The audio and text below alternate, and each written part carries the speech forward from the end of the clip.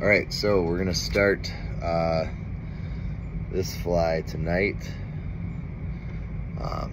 This fly I like to call the mini fry, or the Lilfrye. Actually, the Lilfrye is the one we're sticking with here. An articulated 20 millimeter shank. I use the Vivus. I think this one's the 100 denier gel spun.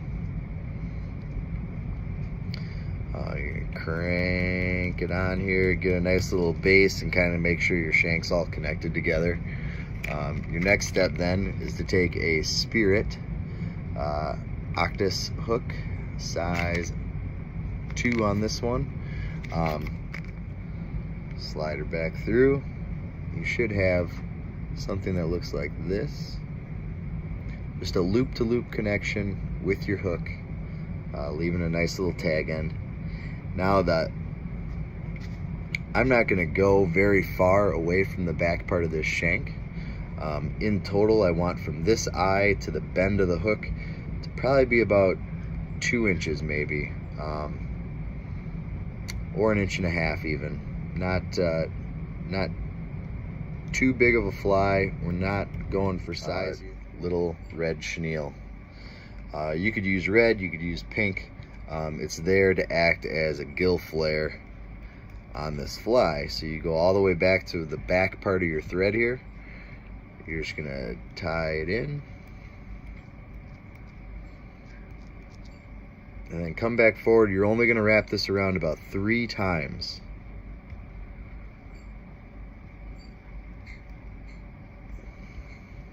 Ingredient is UV Ultra Chenille in the gold UV. This is where it really gets that that shiner minnow look, as you can imagine. There's a lot of golds and blues and clears on here even.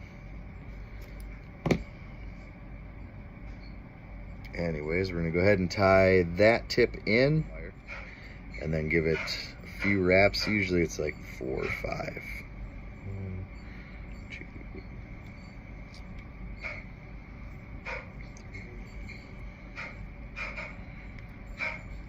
And then kind of brush it real quick with your fingers before you finish them off.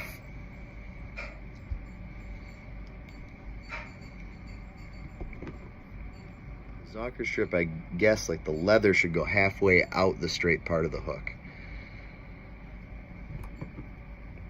So in theory, the fiber will hang just past the end of the hook, kind of concealing it. Then you're just gonna take it and you're gonna tie it in, not necessarily by the tip, but just get a good bite of leather on there. That's how that guy's gonna look. Teeny tiny little dubbing brushes, any way you want them. So I'm gonna try to show you. I start off by putting my finger in here and making a loop around my finger, and then going all the way back up and over the top of the hook and giving it 2 wraps. Now at this point, this is the size of your loop. If you want it bigger, you pull it down. If you want it smaller, you pull it this way. You're gonna go around that loop now twice, and then go wrap it 2 more times. Actually, just wrap it a few more times, then go right up to the eye of the hook. You're basically done with your thread now, until the very end. I have the OPST spinner, which I really like. I can't say enough good things about it. It's got a lot of weight to it, so it really holds the tension on the line really well. It doesn't have an alligator clip on it, because those suck. It's a great tool. I only wish that they had it in stock more often. So I go ahead and hook that guy, and I can let that guy hang now. Your next step is to take your zonker strip again, and kind of everything, all the hair is pointing this way, the leather strip is here, and I kind of pull it back a little bit. Sometimes it helps to kind of get your fingers wet You don't want to get it too wet though, otherwise it'll be a problem when you go to put it in the dubbing spinner here. So you cut off about a little more than an inch or so of the hair here.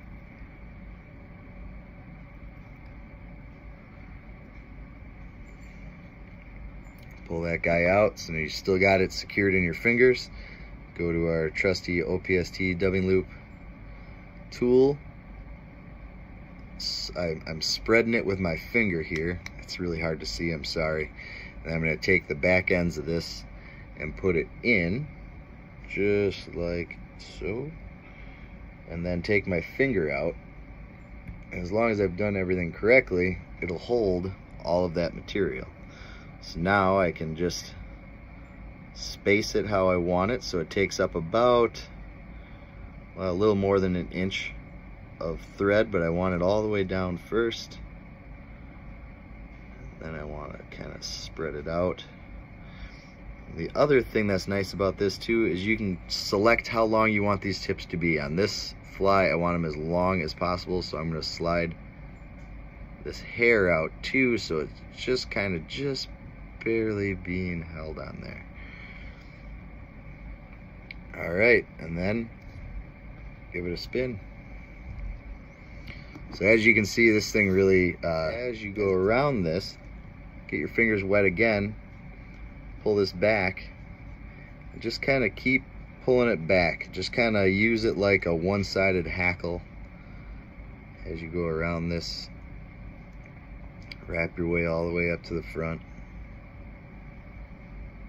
And this is, I mean, this is your last material besides glue and putting on the head, so.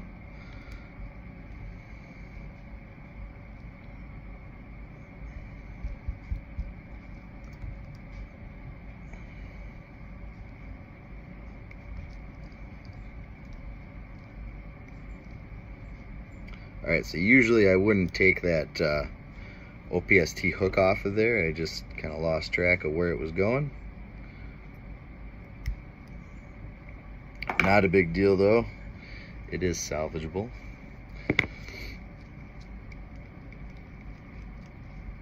Alright, get a nice little few wraps of thread on there, and then just kind of go through and brush everything out. If you have a different brush, that's fine. I kind of like the comb some days. I can't find the other one other days, so we're just going for it today. Alright, then whip finish.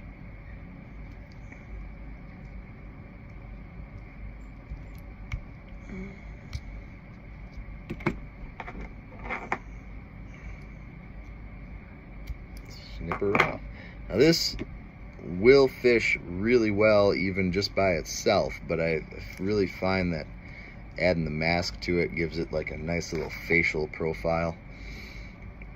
So go ahead and just put a fairly decent amount of super glue on here, because that's what's going to hold your mask in place.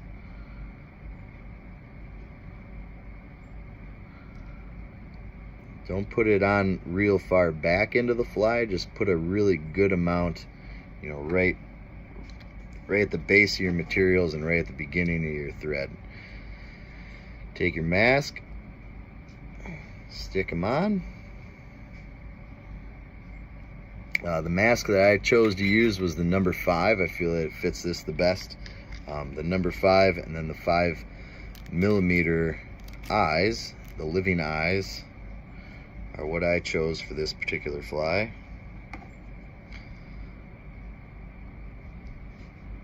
Just a touch on each side of super glue.